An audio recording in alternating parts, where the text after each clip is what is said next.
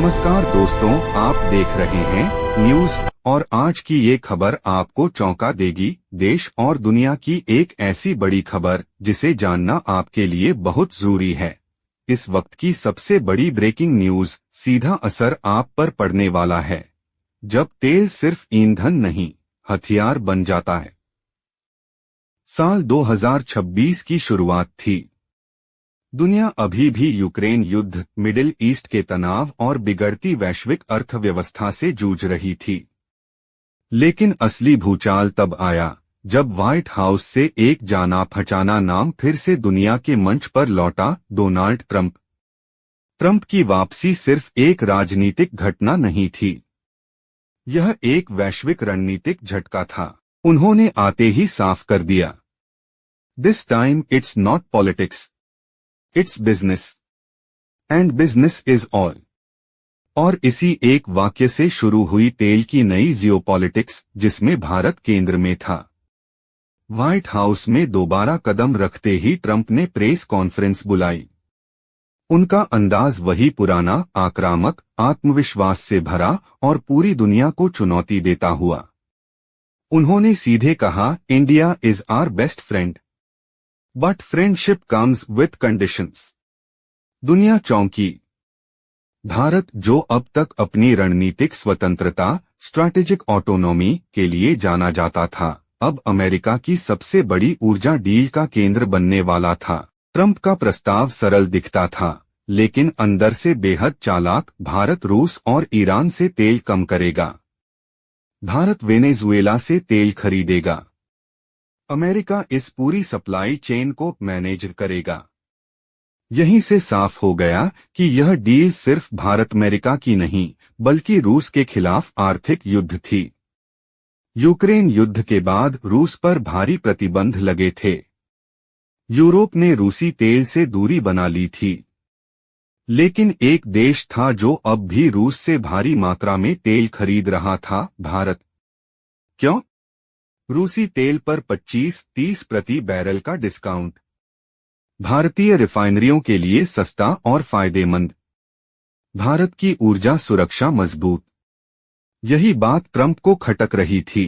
अगर भारत रूस से तेल लेना बंद कर दे, रूस की विदेशी कमाई टूट जाएगी, युद्ध फंडिंग कमजोर होगी, रूसी मुद्रा पर दबाव बढ़ेगा। ट्रंप जानते थे, अब सवाल था, रूस की जगह कौन? जवाब था, वेनेजुएला। वेनेजुएला की सच्चाई, दुनिया का सबसे बड़ा तेल भंडार, लेकिन टूटी हुई अर्थव्यवस्था, अमेरिकी प्रतिबंधों से जकड़ा हुआ देश। तेल है लेकिन बेच नहीं सकता। ट्रंप की सोच यहां साफ थी, वेनेजुएला का तेल बाहर लाओ, अमेरिकी प्रभाव में रखो, भारत जैसे बड़े खरीदार से बिकवाओ। लेकिन एक समस्या थी, वेनेजुएला का तेल हैवी क्रूड है। हैवी क्रूड ऐसा तेल होता है जो बहुत गाढ़ा होता है, सल्फर और धातुओं से भरा होता है। हर रिफाइनरी इसे प्रोसेस नहीं कर सकती। यही भारत खेल बदल देता है। भारत की रिफाइनरियां, रिलायंस जामनगर, नायरा एनर्जी दुनिया की सबसे एडवांस रिफाइनरियों में गिनी जाती हैं। ये रिफाइनरियां हैवी क्रूड को आसानी से प्रोसेस कर सकती हैं। उससे पेट्रोल, डीजल, जेट फ्यूल निकाल सकती हैं, मुनाफा भी कमा सकती हैं। अमेरिका के पास इतनी क्षमता नहीं थी, इसलिए भारत सिर्फ खरीदार नहीं बल्कि की प्रोसेसर बन गया। ट्रेड डील, 50% से 18% तक का झटका। ट्रंप जानते थे कि भारत सिर्फ रणनीति से नहीं मानेगा, उसे आर्थिक फायदा चाहिए। इसलिए उन्होंने डील में सबसे बड़ा लालच जोड़ा, टैरिफ/डील। अमेरिकी टैरिफ 50%, 18%। भारत की आईटी, फार्मा, टेक्सटाइल कंपनियों को सीधा फायदा, अरबों डॉलर का निर्यात सस्ता।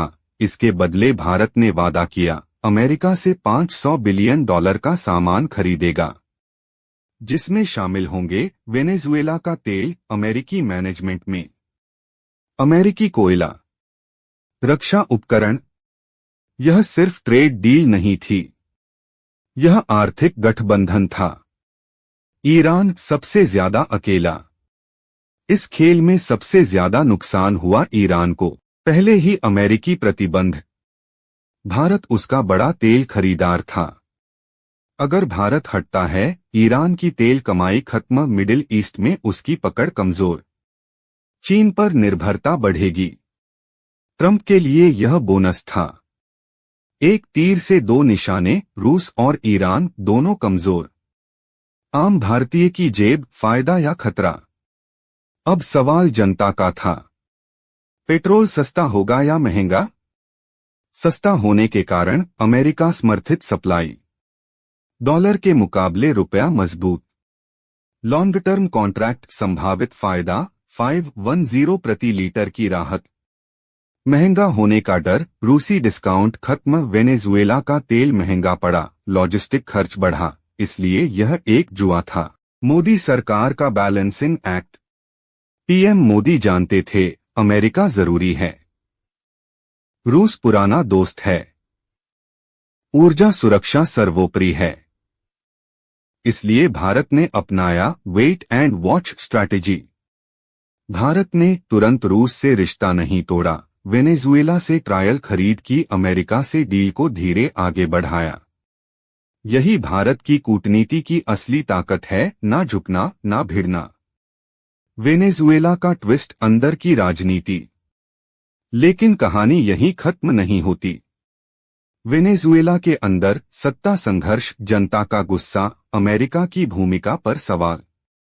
अगर वहां राजनीतिक अस्थिरता बढ़ी, सप्लाई रुक सकती है, भारत फंस सकता है, अमेरिका पर आरोप लग सकते हैं। यही सबसे बड़ा रिस्क था। जीत या चुनौती? 2026 की यह तेल जियोपॉलिटिक्स भारत के लिए अवसर भी है और जोखिम भी। अगर सही संतुलन बना, भारत को सस्ता तेल, बड़ा ट्रेड फायदा, वैश्विक ताकत की पहचान। अगर चूक हुई, रूस नाराज, तेल महंगा, रणनीतिक नुकसान। अंत में एक ही सवाल बचता है, क्या भारत इस शतरंज की बाजी में राजा बनेगा या किसी और की चाल का मोहरा? अगर आपको ये वीडियो पसंद आया हो तो लाइक जरूर करें और चैनल को सब्सक्राइब करना न भूलें। ऐसी ही और जरूरी जानकारियों के लिए हमारे चैनल से जुड़े रहिए। वीडियो को शेयर करें ताकि ये जानकारी दूसरों तक भी पहुंच सके। इस खबर पर आपकी राय क्या है, कमेंट में जरूर बताइए। आने वाली हर बड़ी खबर सबसे पहले जानने के लिए चैनल को सब्सक्राइब करें। सच और सही खबर के लिए हमारे साथ बने रहिए।